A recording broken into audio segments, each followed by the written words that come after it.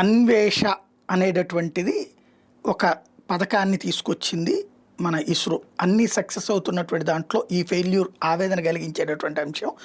Satish Dhawan space centre నుంచి నిప్పులు చిమ్ముతు నింగికెగిసిన rocket కీలకమైన 3వ దశ ఆఖరిలో సాంకేతిక లోపం తలెత్తడంతో గతి తప్పింది. ఫలితంగా దేశ రక్షణ కీలకమైనటువంటి EOS-N1 అన్వేష సహా మొత్తం 16 ఉపగ్రహాలు నిర్దేశిత కక్షలోకి చేరలేకపోయినాయి. వీటిలో దేశాలకు చెందినటువంటి 15 చిన్న ఉపగ్రహాలు ఉన్నాయి. నిన్నటి షెడ్యూల్ ప్రకారం సోమవారం ఉదయం 10 గంటల 17 నిమిషాలకు కౌంట్ డౌన్ ముగిస్తే 10:18:30 గంటలకి PSLV C-62 కాస్త దెబ్బతిన్నటువంటి పరిస్థితి ఉంది.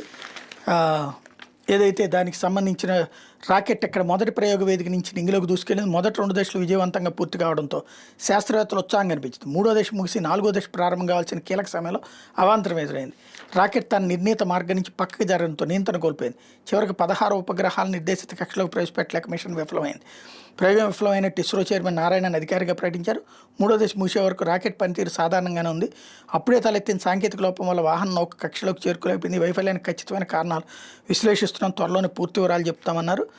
వాస్తవంగా పోలార్ శాటిలైట్ లాంచ్ వెహికల్ 1993లో అందుబాటులోకి వచ్చింది. ఈ రాకెట్తో చేపట్టిన ప్రయోగాలు వరుసగా 50కి పైగా సక్సెస్ అయినాయి.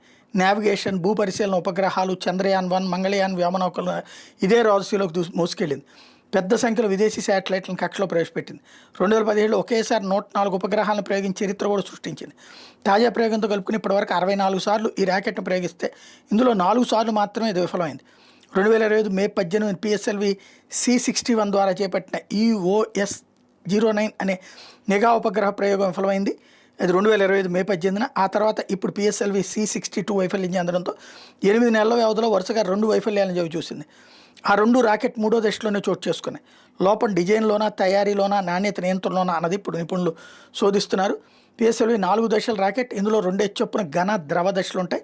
తాజా ప్రయోగంలో 3వ దశ వరకు రాకెట్ పనితీరు బాగానే ఉంది. ఆ దశ దాదాపు ముగిసిపోతున్న దానిలో సమస్య ఉత్పన్నమైంది. వాహనంకు దారి మడుతున్నట్టు టెలిమెట్రీ తెరలు చూపినాయి. ఇందులో రాకెట్ నియంత్రణ కోల్పోయి అనూహ్యంగా బొంగరంలా గిరగిరా తిరగడం మొదలైంది. శూన్యంలో గంటకు 8,000 కిలోమీటర్ల వేగంతో దూసుకెళ్లే సమయంలో చిన్నపాటి ఊగిసలాట వల్ల కూడా రాకెట్ నియంత్రణ కోల్పోయే ప్రమాదం ఉంటుంది. PSLV C-62 విషయంలో కూడా ఇదే జరిగింది.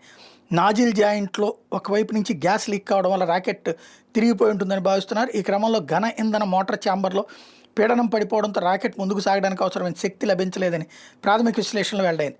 దీంతో అది ఉపగ్రహాల నిర్దేశిత కక్షలో ప్రవేశపెట్టలేని పరిస్థితి ఉత్పన్నమైంది. గతేడాది PSLV C-61 వైఫల్యానికి ఇదే పీడన సమస్య కారణమైంది. తాజా వైఫల్యం వల్ల అన్వేష ఉపగ్రహాన్ని కోల్పోవడం రక్షణ, నిఘా సామర్థ్యానికి పెద్ద నష్టం. ఇది హైపర్ స్పెక్ట్రల్ నిఘా ఉపగ్రహం. సాధారణ ఆప్టికల్ ఇమేజింగ్ ఉపగ్రహాలు పసికట్టలేని అంశాలను కూడా ఇది పట్టుకోగలుగుతుంది.